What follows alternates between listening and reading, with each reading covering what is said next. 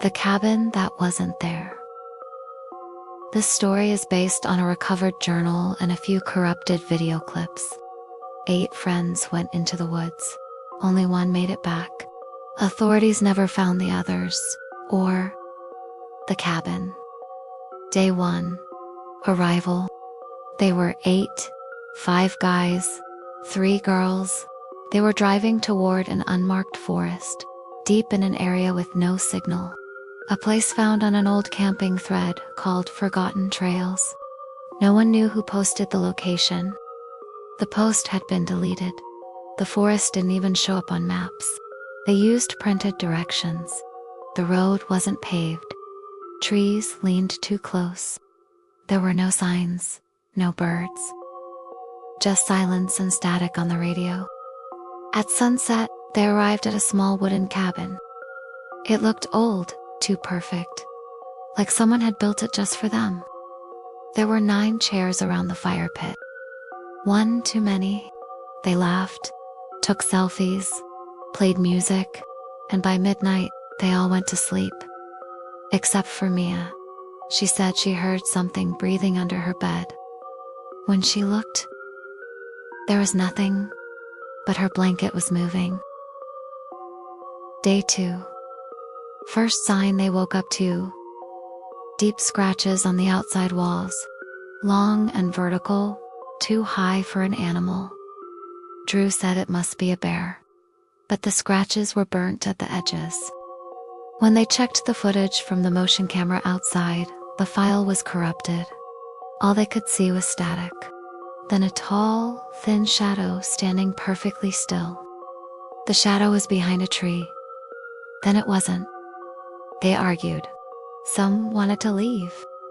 But the road was gone. Literally, where the dirt path had been. There were just trees.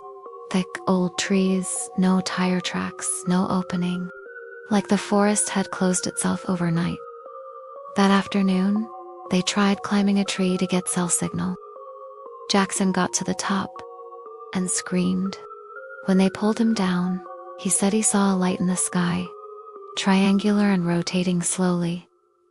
But it wasn't flying, he whispered. It was watching. That night, the fire wouldn't light. Wood was dry. Matches sparked but died. They slept in shifts. Night 2. Whispers at 2:11 a.m. They all woke up at the same time. No one said a word. They heard whispering, soft and fast, coming from the woods. It sounded like their own voices, talking backwards. When Liam opened the door to listen, he vanished. Gone in 1 second. No sound. No scream. They found his shoes just outside the door. Still warm. Jackson swore he saw something crawling up the wall. Upside down, but it left no trace. Day 3. Only 7 were left. The compass spun in circles. The watches stopped. They split into pairs to search for help. Mia and Jackson found a wooden shack about 400 meters from the cabin. Inside, old camping gear, bones of animals, and a photo of 8 strangers standing around the fire pit. Same cabin, same place. And in the corner, a 9th chair, by something blurred. Something watching. That night, Jackson went missing. No sound, no sign. The door to the shack had been closed from the outside. Mia didn't remember closing it.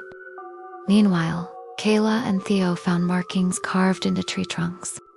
Symbols repeating in a pattern. Circles, lines, dots. They resembled star constellations, but none known on Earth. Drew, paranoid, began recording everything on a mini. He claimed the static in the background sounded like voices asking for help. Later, they discovered that Mia's phone, which had been off, had 147 new photos. All of the sky, all at 3:03 a.m. In one of them, there was a faint silhouette, hovering above the cabin. Night 3, the lights. They stayed inside the cabin. From the window, they saw them. White lights, floating above the ground between trees, not flying, pulsing, and the whispers returned, louder, repeating their names: Drew, Kayla, Theo, Mia, Drew, Kayla, Theo, Mia. Suddenly, Theo started bleeding from his nose and ears. He screamed, "They're inside the trees," before collapsing. By morning, he was gone. Just gone. The ninth chair. Now it was inside the cabin. Day 4. 6 left. Kayla said she saw a road. They followed her, walked for hours. The trees never changed. No matter how far they walked, they always returned to the same fire pit. And the ninth chair was getting closer to the center of the room. Now it was beside Mia's bed. Mia had a dream that night. She was floating above her sleeping body, watching as something tall and skinless entered the cabin. It touched each person's forehead, but skipped hers. They found tree bark under their pillows, and a map drawn in black ink, showing 9 points in a spiral, all leading to the center of the cabin. Kayla began to chant in her sleep, repeating numbers: 309, 47, 22. Arrival, arrival, arrival. Night 4. They come.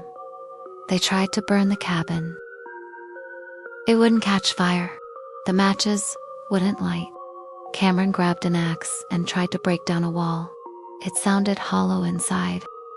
He broke through, and behind the wall was a spiral tunnel of black roots. Something reached out.